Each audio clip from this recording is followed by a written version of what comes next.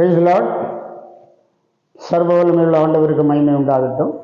மிகவும் ஆசீர்வதிக்கப்பட்ட இந்த காலை நேரத்துக்காக கர்த்தருக்கு நன்றி சொல்லுகிறேன். காலைதோறும் ஆண்டவருடைய கிருபைகள் புதியவைகளாக இருக்கிறது. ஆண்டவர் புதிய கிருபைகளையும் புதிய சந்தோஷத்தையும் புதிதான அபிஷேகத்தையும் கூட ஒவ்வொரு நாளும் நமக்கு தந்து நம்மை வழி நடத்துகிற தேவனாக இருக்கிறார். இந்த வேளையிலே நாம் தியானிக்கும்படியாக தெரிந்து கொண்டதான வேத பகுதி 2 பேதுரு நிருபம் 1 அதிகாரம் 18வது வசனம். அவரோடு கூட நாங்கள் பரிசுத்த பர்வதத்தில் இருக்கையில் வானத்திலிருந்து பிறந்த அந்த சத்தத்தை கேட்டோம். அப்போஸ்தலனாகிய பேதுரு ஆண்டவரோடு கூட காணப்பட்டான்.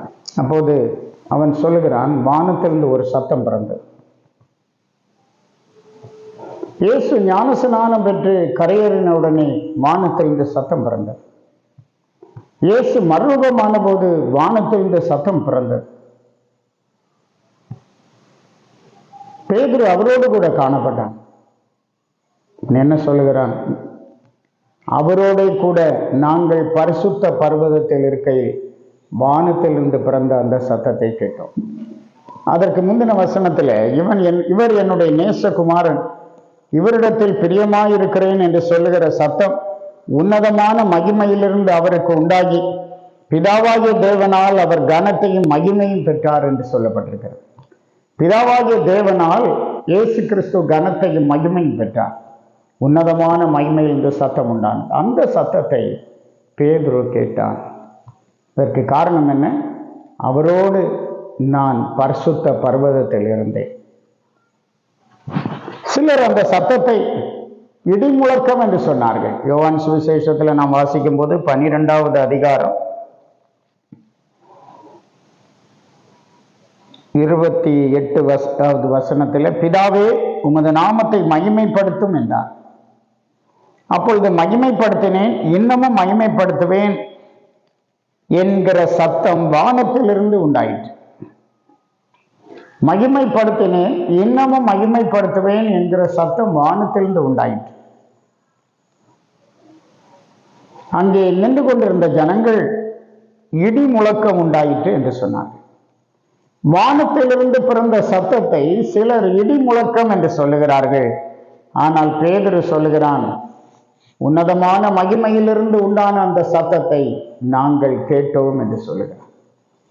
வானத்திலிருந்து வருகிற சத்தத்தை இன்னும் சொன்னால் அங்கே மகிமையிலிருந்து பரலோக ராஜ்யத்திலிருந்து வருகிற சத்தத்தை நாம் கேட்க வேண்டுமே. ஆனால் அவரோடு கூட நாம் பரிசுத்த பர்வதத்தில் இருக்க வேண்டியது அவசியமாயிருக்கிறது.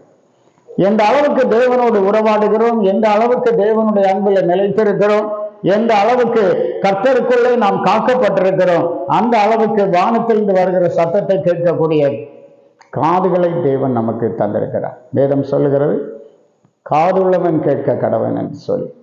உலகத்தில் எவ்வளோ சத்தங்கள் இருக்கிறது, அந்த சத்தம் அல்ல, தேவனுடைய சத்தத்தை கேட்கக்கூடிய காதுகளும் அதை அறியக்கூடிய அறிவும் அதற்கேற்ற ஞானமும் இந்த நாட்களில் கர்த்தருடைய பிள்ளைகளாகி நமக்கு தேவை.